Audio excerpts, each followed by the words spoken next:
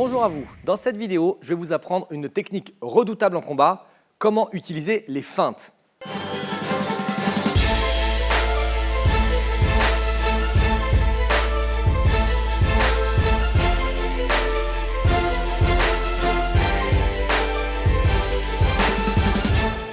Je m'appelle Emmanuel Ayache, je suis expert international en Krav Maga Self-Défense. Avant de vous présenter la vidéo, je vous invite à cliquer sur le lien situé sous la vidéo pour télécharger votre cadeau gratuit, ainsi qu'à vous abonner à la chaîne YouTube pour rejoindre les milliers de pratiquants de Krav Maga, membres de la chaîne YouTube KMG France. Les feintes en Krav Maga. L'idée des feintes, c'est de pouvoir créer une ouverture sur son partenaire. C'est-à-dire que dans une situation de combat, en général, quand on apprend le combat, on a la tête, on frappe dessus. On a le ventre, on frappe dessus. On a les jambes, on essaye de frapper.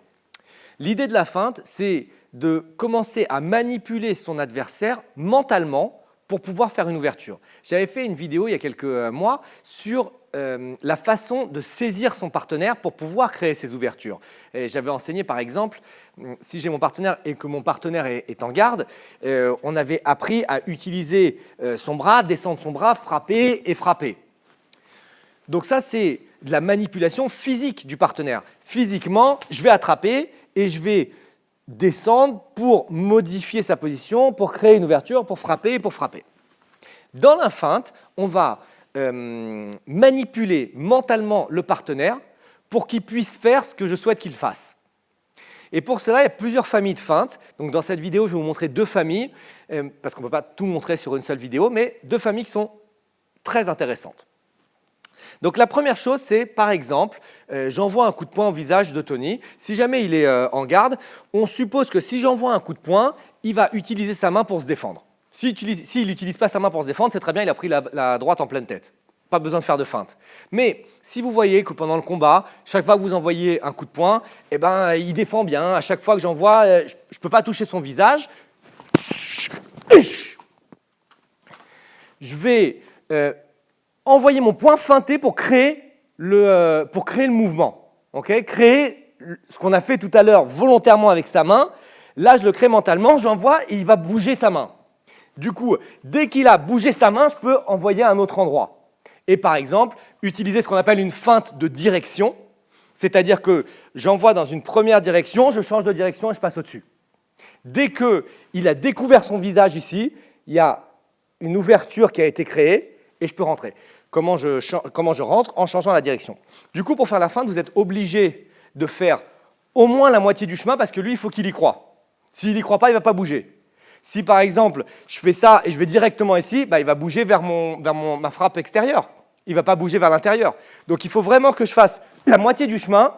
Et dès que la moitié du chemin est faite, je peux changer de direction et frapper vers d'autres endroits. On peut faire la feinte de direction dans l'autre sens.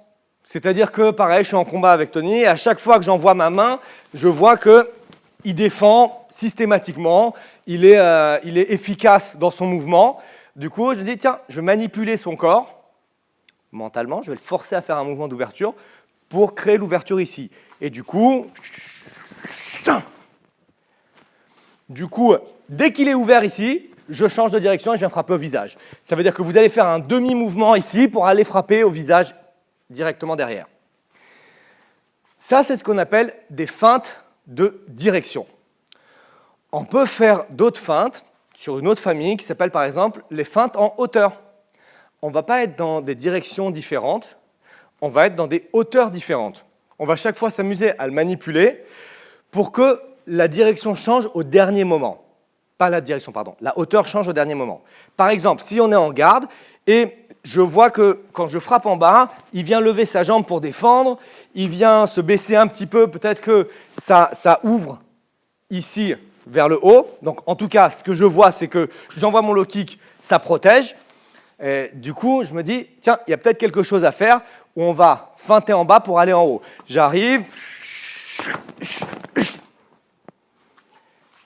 Dès que j'ai feinté en bas et que lui, ça a déclenché le mouvement en bas, je monte en haut au niveau de la tête. Et après, je peux continuer à frapper. Je peux, encore une fois, si on approche, utiliser les mains, par exemple, viser en bas. Donc, on est toujours dans les feintes en hauteur. Viser en bas, ça va déclencher ce type de défense. Donc, il va rentrer le coude et après passer en haut. Okay, donc, c'est sur 2 hauteurs différentes. Dès que j'ai fait ça, je peux aller en haut puisque le visage maintenant est ouvert. S'il est en position ici, dès qu'il a fait ce mouvement, il se retrouve complètement découvert ici et je peux viser en haut. C'est des exemples avec les pieds, avec les poings. Une fois qu'on a fait ces feintes en hauteur et en direction, avec un seul membre, on peut aussi mixer les 2 membres. On peut aussi faire un membre et le membre opposé, un membre et la jambe. Il y a énormément de possibilités. Ce qui est important, c'est de comprendre le concept. Dans cette vidéo, je vous ai montré des feintes. C'est excessivement efficace. Cependant, il faut absolument maîtriser les frappes avant de faire des feintes. Si vous ne savez pas mettre un bon coup de poing, si vous ne savez pas mettre un bon coup de pied, ça ne sert à rien de faire une feinte puisque derrière, vous ne saurez pas quoi faire. Vous ne serez pas efficace. Donc du coup, vous aurez créé l'ouverture, mais s'il n'y a pas d'efficacité derrière, vous n'allez pas pouvoir mettre votre partenaire KO, vous n'allez pas pouvoir mettre votre agresseur KO et vous n'allez pas pouvoir finir le combat. Donc, première chose, on maîtrise les basiques. Deuxième chose, on peut apprendre les feintes. Sur les feintes, je vous ai présenté 2 familles. Il y a d'autres familles qui existent. Et encore une fois, comme ce que je vous ai dit dans la vidéo, il y a plusieurs possibilités. Il y a vraiment une multitude de possibilités. J'utilise ma main droite et après, je feinte avec la gauche. Enfin, je feinte avec la droite, je frappe avec la gauche. Je feinte avec la gauche, je frappe avec la droite. Je feinte sur tous les types de frappes possibles. C'est vraiment très, très riche comme technique. N'hésitez pas à les utiliser. N'hésitez pas à les essayer dans votre prochain cours où vous allez pratiquer le combat. Faites attention à votre partenaire. N'oubliez pas de liker la vidéo, commenter la vidéo, partager la vidéo et je vous retrouve très prochainement pour une autre vidéo. Au revoir et à bientôt.